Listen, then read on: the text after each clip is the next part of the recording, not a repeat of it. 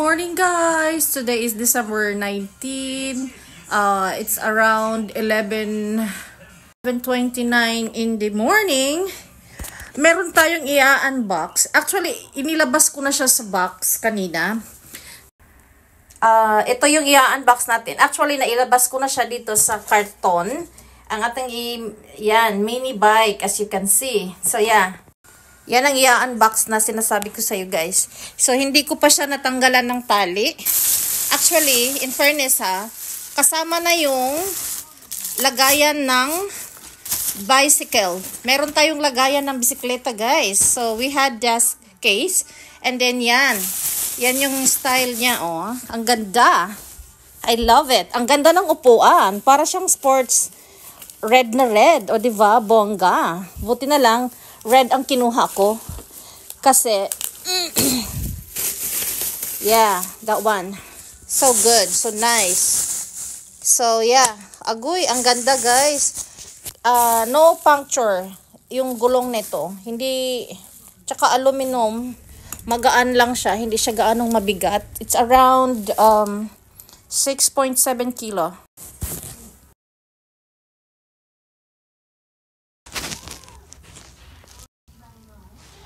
Yan, guys, ipapakita ko sa inyo kung gaano siya kadali ikuan. Actually, first time ko din. O, diba, i-click mo lang siya, o, diba, ang bilis, diba? And then that one, iaangat ito. Ganyan lang siya kabilis. Ganon siya kabilis i-install, kumbaga. First time. So, yeah. Paano? Paano yung harapan? Diba, wala tayong alam. Paano ba itong i-unbox? Hala. Dali. Basahin mo kaya yung instruction. Kaloka. Yung instruction niya, guys. Basahin natin. Kung anong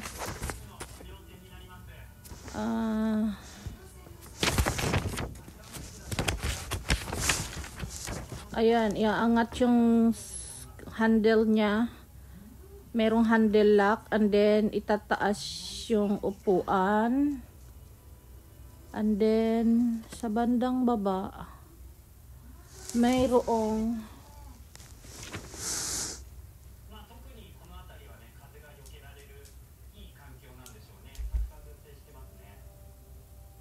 ay nako, in fairness, guys, very solid talaga yung pagkagawa ng bicycle. Foku o Ageru. Merong siyang port.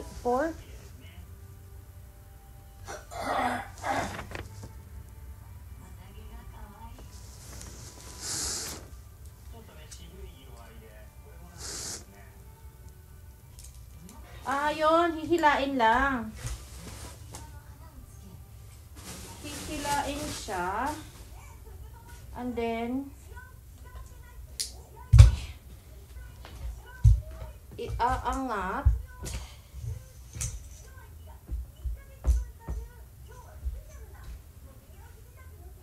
And then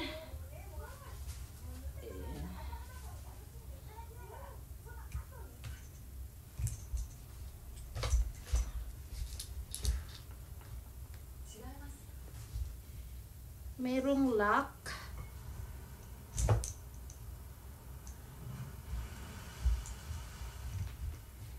Tapos, dito naman sa harapan, of course, ilalock mo rin siya.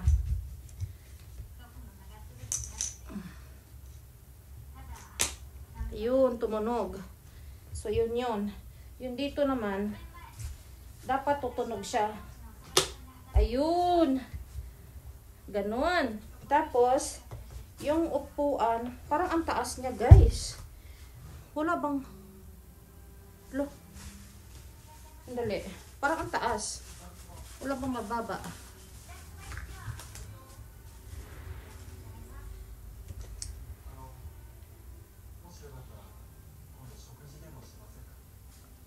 Siguro meron tong adjustment.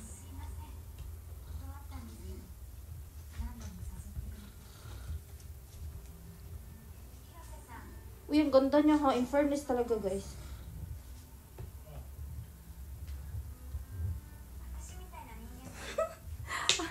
Hindi niya nakikita. Ang ganda niya. In fairness, ang ganda. Super ganda. Ang sulit. Sulit niya. Ang sulit. Wow. Sandali lang. Ayusin natin. Kailangan yung tangkad natin, i-adjust natin sa sa kung gaano ako ka tangkad. Kailangan hindi siya masyadong mataas kasi baka madapa naman ako, di ba? Yan yung bicycle na binili ko, guys, sa Rakuten. Ichimang Niseng Kyuhakuen siya. Almost ichimang 3,000 yen na rin. Pero well, itinry ko siya doon sa labas. Okay naman yung takbo niya. Pero dapat masasanay ka talaga. Pag hindi ka sanay, medyo nangangamba ka. Baka ka. Syempre maliit lang kasi siya, 'di ba? Pero solid naman ang pagkagawa. Hindi naman bad ang results. Maganda siya, guys. Yes, it is maganda. Tsaka red, tama lang yung red ang in-order ko. So, yan na yun ang ating mini vlog. Ilalagay ko lang siya dito sa lagayan kung gaano siya kabigat, kung ibibit-bitin mo lang ng ganun. Parang mapapagod naman ako doon sa bicycle na yan. Kasi nga bibit-bitin mo siya, di ba? Tapos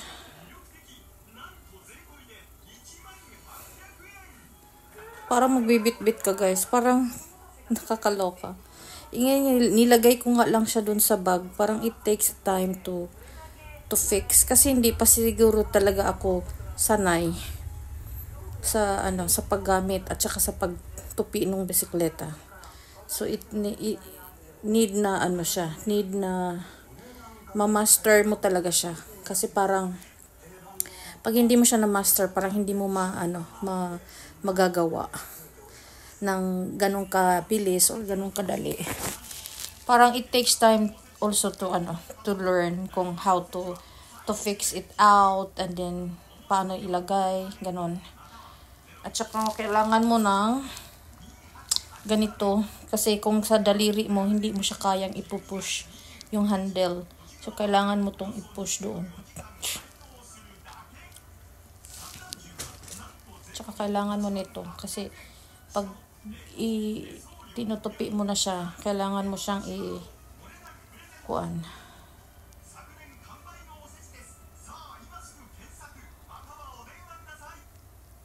pwede mo rin siyang hindi tupiin, pero parang pag saan mo lang siya ilalagay, parang mananakaw siya kasi maliit lang. Naantok ako, guys. Makulimlim dito sa amin. Tsaka magla-lunch na rin. We need to cook for lunch. And then, ayan, that's all. Ako kasi yung taong tamad. Diyos ko, day. Kakayanin ko kaya to. Pag I ride doon sa big bicycle ko, tapos yung maliit na bicycle lang ang gagamitin ko. Parang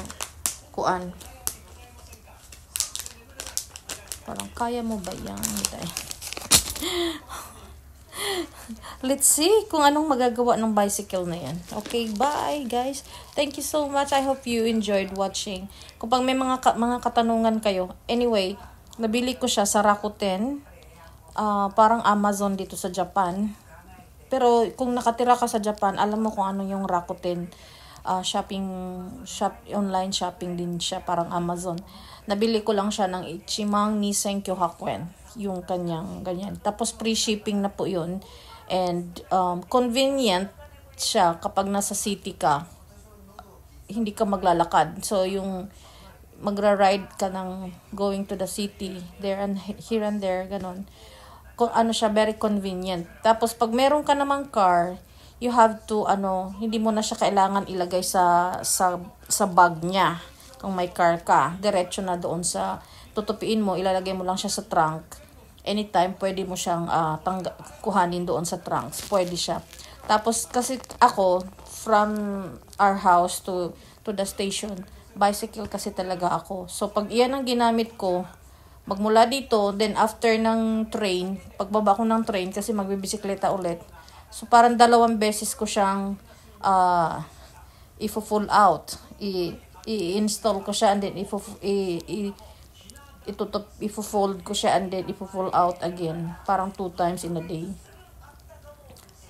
Hindi lang pala 4 times, mga 3 times. So, pag uwi ko sa bahay, hindi ko na siya i-fold. Diyan na lang siya sa pintuan namin. So, para kinabukasan, magagamit ko siya kaagad. So, that's it. So, yeah, guys. Maganda naman siya. Convenient.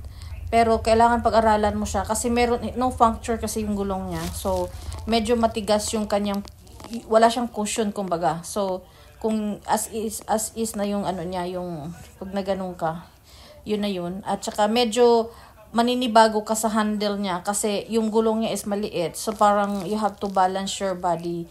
And then, basta may siya, yung hindi siya yung katulad ng malaking bicycle. Parang it's not usual bicycle as you think. Pero pag nasanay ka naman, okay siya at very convenient siya. Kung nasa city ka, you have to leave your car in the city and then you have to use this. Then you can go anywhere in the city. Like pag nagtutour kayo, is very convenient siya, or going somewhere sa mga Korakuen, ganyan. Maganda siya, guys. So para hindi ka na masyadong maglalakad or hindi ka na magsasakay-sakay pa ng bus, kung pwede naman siyang i-bicycle from the station going to the kung saan temple, like that. Very convenient. So kahit na nasa Tokyo ka, pag may dala mo siya, hindi problema ang maglakad, guys.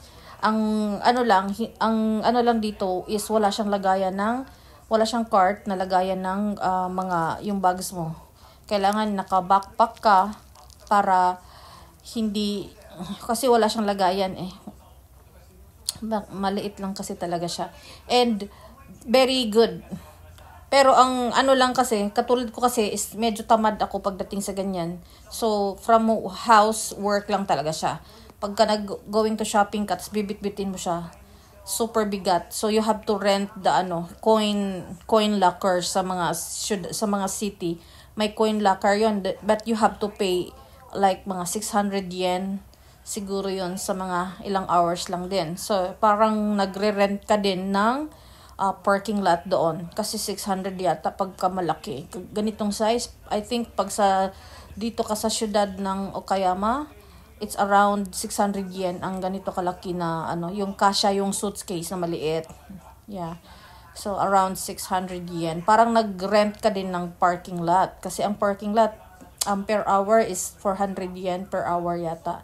Pag nag-shopping ka, it's free for 2 hours like that. Pero it's convenient naman. So kapag nag-shopping ka talaga, you don't need to bring this one kasi nga syempre, magre-rent ka pa ng space para for her doon sa bisikleta. So, pagka nag-work lang talaga, going to work or going to somewhere, yun lang talaga yon. Para going shopping, it's not convenient kasi you have to rent space to put that luggage. So, yeah. Thank you for watching, guys. Pag may mga katanungan kayo na dito kayo nakatira sa Japan, you have to comment down below. And sasagutin natin yung mga katanungan. Thank you for watching. And this is my I think this is the last vlog na gagawin ko for this year. And then another next year na naman. O baka mga short video, baka I can post naman siguro sa aking YouTube channel. So guys, thank you and happy holidays to everyone. Merry Christmas and happy New Year to everyone. Happy prosperous New Year. Kasi magiging busy na po ako tomorrow. I'm going to work na at saka so excited na talaga ako mag-work, guys. Thank you so much for watching. And guys, sorry. Don't forget to like and subscribe my channel, Maria's Japan Vlog. Thank you so much, guys.